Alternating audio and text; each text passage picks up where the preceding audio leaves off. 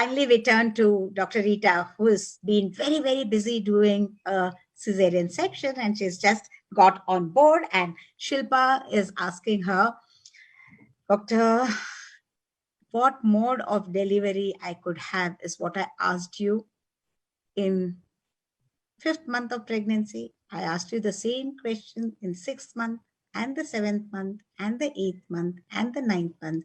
And you said, we will see. And we saw that I couldn't have a normal delivery despite getting really good pains and waiting for hours together. And finally, yes, for the sake of my baby, I agreed to have a C-section, and I'm very happy that all is well. But why did this happen to me, and why did this happen to me only? So the basic thing is that I have been reassuring her all throughout pregnancy that you may have a normal delivery is because all pregnancies should ideally land in a normal delivery, but they don't. So we have to look into it. Why it doesn't happen? So essentially, when I talk to my patients, I explain it to them in a simple way. There are 3 P's which are involved: the passage, the passenger, and the power. And all 3 have to be correct for a normal delivery to happen. So what is the passage? It is the mother's bony pelvis and the baby's head. If these 2 are good for each other, then only the baby's head will go down. As Dr. Payal was saying, if the baby does not get into the right position is baby's head going down into the pelvis.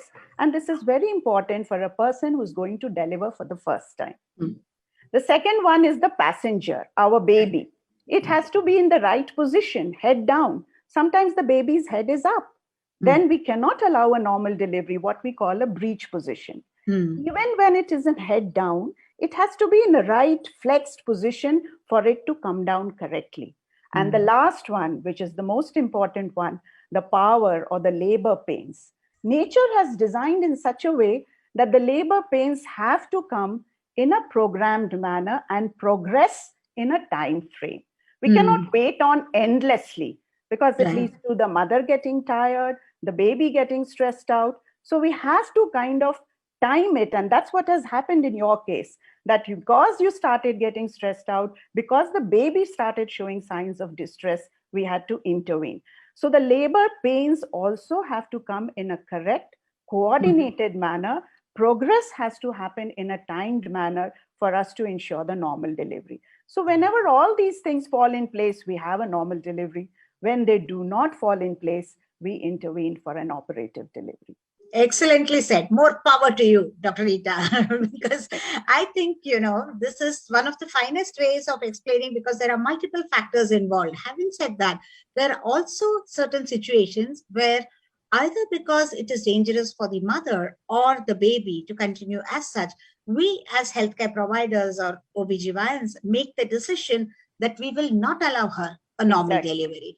For example, if the blood pressure is way too high and we need to take an emergency action, or there is an internal bleed and we may lose the baby if we do not get in there as an emergency and pull this baby out. And certain situations of what we call the fetal distress, it causes so much distress to us because we need to act on time and act double quick.